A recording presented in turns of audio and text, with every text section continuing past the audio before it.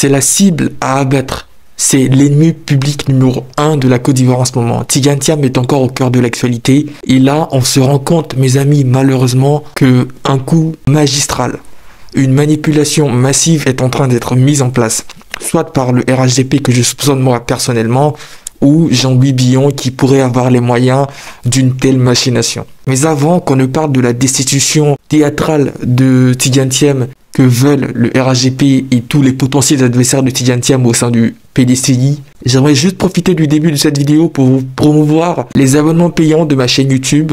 Alors c'est libre à vous, si vous le voulez, vous pouvez souscrire, c'est-à-dire payer mensuellement une certaine somme pour accéder à du contenu exclusif et soutenir le travail de recherche qui est fait chaque vidéo pour vous informer de manière objective, bien évidemment, avec tous les biais cognitifs et idéologiques que j'ai. Merci à ceux qui passeront le pas et bonne vidéo à chacun. C'est une information qui est tombée hier que j'ai vue, moi, personnellement, le soir. 4 militants actifs du PDCI ont intenté une action en destitution de Tidjane Thiam. Alors, c'est un référé, c'est-à-dire que c'est une décision qui, une fois exposée au juge du tribunal de première instance, devra rendre la décision sur le siège. Le référé est une procédure exceptionnelle qui permet à la justice de rendre des décisions dans un contexte très urgent et où manifestement un droit est en passe d'être violé de manière brutale. Les plaignants disent que Tidjane Thiam n'a pas respecté certaines conditions d'éligibilité pour être président du parti, notamment l'article 41 bien précis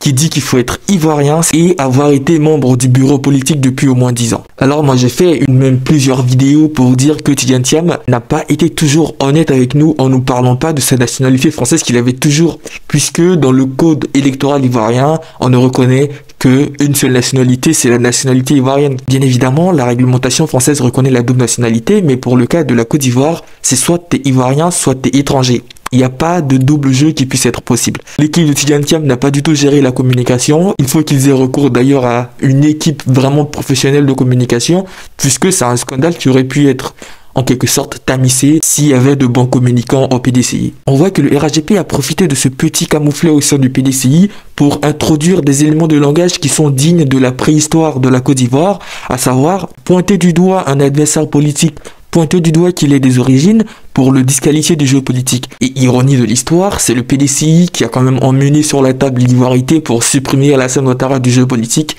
comme quoi le karma ça existe. Il faut jamais penser que les actions d'aujourd'hui n'auront pas de répercussions sur le futur, puisque dans la politique, à mon avis, il faut juste un débat d'idées et non un débat sur la personne des gens. Ce que les gens font, d'où ils viennent, leur couleur de peau, leur métier, ça n'a rien à voir avec ce qu'il y a dans leur tête et ce qu'ils peuvent apporter concrètement avec leur projet de société au pays. Donc aujourd'hui, les ethnicistes du RHDP viennent nous dire que Tidjane Thiam n'aurait pas des origines ivoiriennes, alors que le monsieur, comme il l'a dit lui-même, a fait ses études en Côte d'Ivoire. Son frère Augustin Thiam est gouverneur du district de Yamoussoukro. Alors allez dire à Augustin Thiam qu'il n'est pas ivoirien. Je pense que c'est une machination mise en place pour discréditer et éliminer Tidjane Thiam comme menace politique, parce qu'aujourd'hui c'est l'une des menaces les plus fortes, si ce n'est la plus forte menace au RHDP, car il joue sur le même tableau. Ouattara s'est présenté en homme providentiel il y a 10 ans, 15 ans de cela. Je suis Alassane Ouattara. J'ai des solutions pour vous. C'est la solution. Donnez-moi 5 ans pour changer la Côte d'Ivoire. C'est la solution. 5 ans.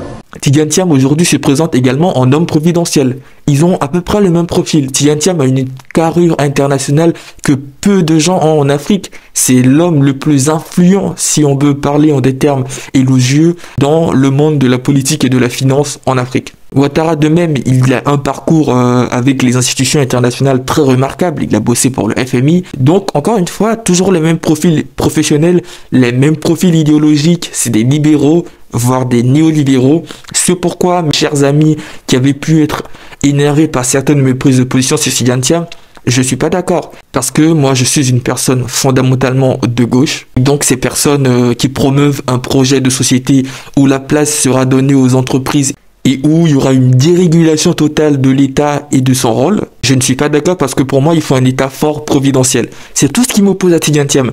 Mais le fait que moi je vois, tout comme des millions d'Ivoiriens, que Tidjane Thiam est l'un des seuls qui est pris pour cible frontalement par le RHDP, où on lui rappelle ses origines, moi ça me range du côté presque explicite de Thiam, parce que tout ce qui peut faire dégager le RHDP et sa politique néolibérale de merde, sa politique de violence sociale contre les Ivoiriens, eh bien moi je suis pour. Bien évidemment, je ne recourrai jamais à la violence, je ne tolérerai jamais la violence, ni un coup d'État, mais sur le front des idées, si Thiam, qui pour moi est le jumeau de Ouattara, peut faire dégager Ouattara et nous offrir une alternance, parce que une personne qui passe 15 ans au pouvoir alors que la Constitution ne lui reconnaît que 2 mandats, c'est-à-dire 10 ans, pour moi c'est pas normal. À un moment donné, il faut qu'il y ait une circulation et une fluidification des idées au sommet de l'État et que toutes les sphères idéologiques puissent être représentées au gouvernement de l'État de Côte d'Ivoire. Moi, tout comme des milliers d'Ivoiriens ou des millions même d'Ivoiriens, commençons à être un peu, disons, du côté de Tidjane Thiam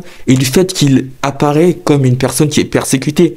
Regardez le cas du Sénégal où Ousmane Sonko a été persécuté, emmené en prison, où il y a eu une affaire de viol apparemment qui a été mise en spectacle juste pour le discréditer et l'emmener en prison. Mais comme j'ai pour habitude de le dire, et puisque j'aime cette phrase, la vérité va doucement, mais la vérité finit toujours par se savoir. La vérité prend les escaliers pendant que le mensonge prend l'ascenseur.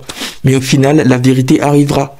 Ça va être dur, mais on le saura. Donc le RHDP est en train de faire le jeu de Tidjane Thiam sans le savoir. Ils sont en train de le promouvoir avec Arthur Banga qui préfère taper sur Tidjane Thiam et le traiter de tous les noms plutôt que de dénoncer la machination et le mensonge politique qui nous sont servis depuis 15 ans et qu'ils veulent renouveler jusqu'à 20 ans. Soyons sérieux, notre constitution a été bafouée et moi je me reconnais de plus en plus dans le combat que Tidjane Thiam est en train de mener parce que cette personne a osé dénoncer le 4e mandat. Pour moi, c'est une condition sine qua non avant que je choisisse pour qui voter ou que je donne une consigne de vote sur cette chaîne. Si la personne qui se présente en face de vous cautionne le 3e mandat ou n'en parle pas, c'est ciao. C'est ciao. J'accorde une importance énorme à l'état de droit et au fait que au sommet de l'État, ce soit des personnes qui disent la vérité. Bien évidemment, Tidjane Thiam n'est pas la personne la plus réputée pour dire la vérité.